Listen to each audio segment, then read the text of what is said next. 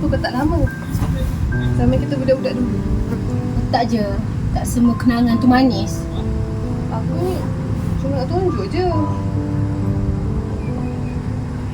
Tak ingat tak kitchen ni? Kita gaduh berukut dulu. Lalas beli sama colour juga.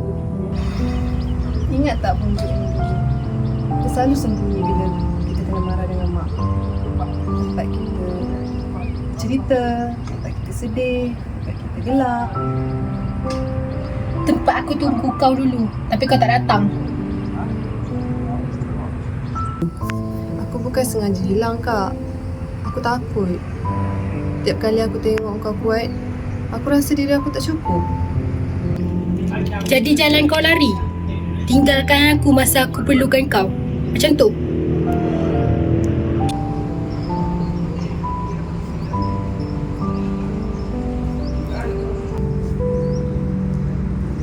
Aku bukan pergi sebab tak sayang, Kak. Aku sayang sangat. Tapi aku cuma takut aku jadi beban untuk kau. Bila kau hilang, separuh diri aku pun ikut hilang sekali, Mia. Kenapa kau pergi, Mia? Walau kita jauh, kita tetap darah yang sama. Air yang dicincang. Akan putus.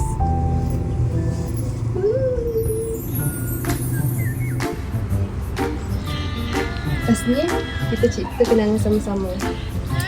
Okey, tapi janji kau, jangan tinggalkan aku lagi. Mana lagi aku nak pergi, Kak? Itu separuh pada aku, Kak. Kelipah bintang nun jauh di sana. Sudah pastinya kau fikirkan dirimu. Deru angin bertiupan